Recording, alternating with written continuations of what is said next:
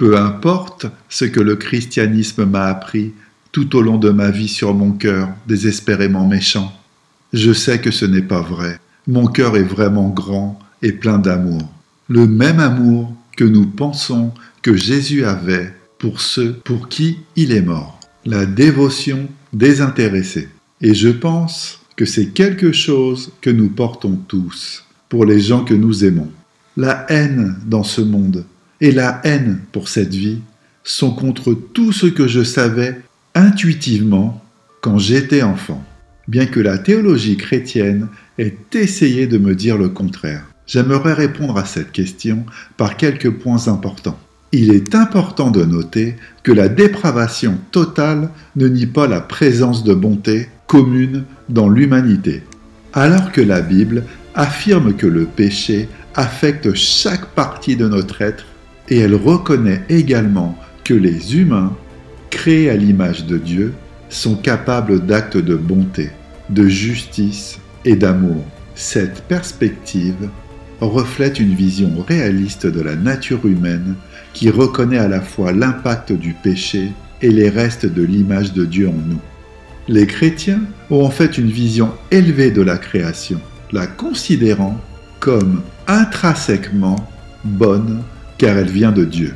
La chute de l'humanité n'implique pas que la création elle-même n'a pas de bonté, mais plutôt que la bonté de la création est maintenant entachée de péché.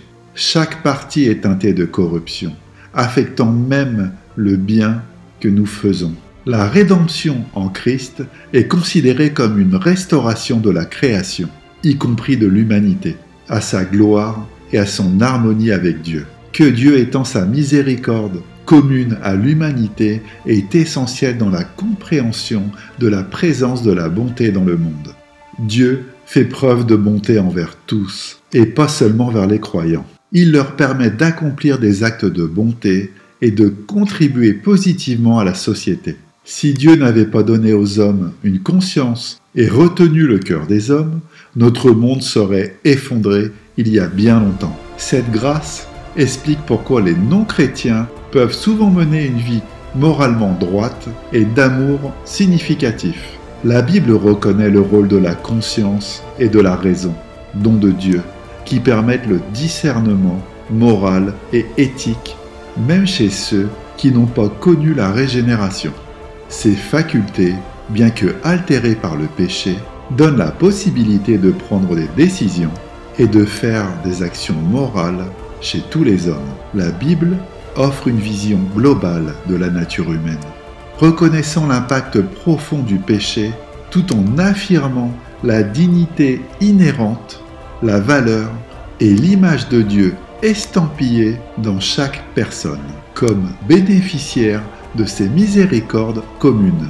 Cela conduit à une appréciation plus profonde de la nécessité de l'œuvre rédemptrice du Christ et du pouvoir transformateur de la grâce dans nos vies. Cela étant dit, dans la théologie chrétienne, l'amour est plus qu'un sentiment de bienveillance générale envers l'humanité.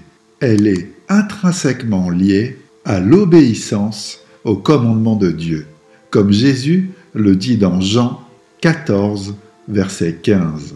« Si vous m'aimez, gardez mes commandements. » Cette perspective déplace l'accent des sentiments subjectifs à des actions concrètes alignées avec la volonté de Dieu. Le rôle de la loi dans la révélation de notre état de péché est essentiel pour comprendre la nature humaine dans une perspective biblique. La loi, telle qu'expliquée dans le Sermon sur la montagne, établit une norme qui va au-delà des actions extérieures aux attitudes du cœur.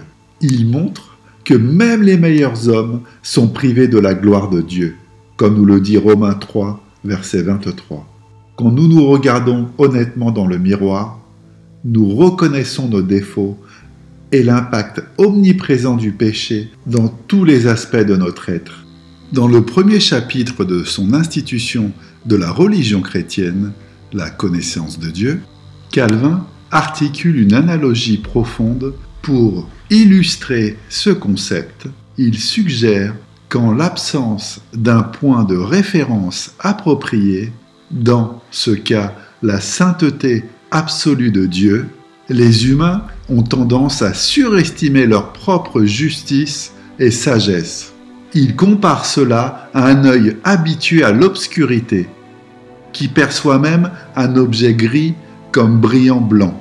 De même, dans le domaine moral et spirituel, lorsque nous ne considérons que les normes humaines, ce qui nous semble juste ou sage peut en fait être très loin de la vérité lorsque nous dirigeons notre regard vers Dieu. Cependant, l'éclat écrasant de sa sainteté et de sa perfection expose la vraie nature de notre condition.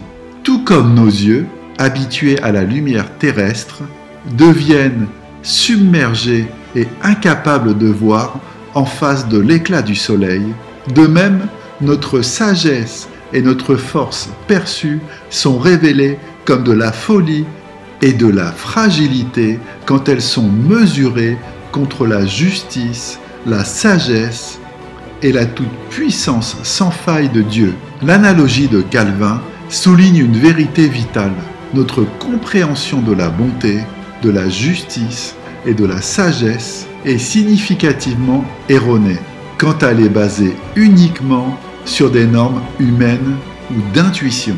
Sans les indicateurs du caractère de Dieu, notre perception est biaisée, nous conduisant à surestimer notre état moral et spirituel. Cette réalisation est essentielle pour une bonne compréhension de notre besoin de grâce et de rédemption de Dieu. Il ne s'agit pas de diminuer la valeur des êtres humains, mais plutôt de reconnaître le vaste fossé qui existe entre notre nature et la sainteté parfaite de Dieu.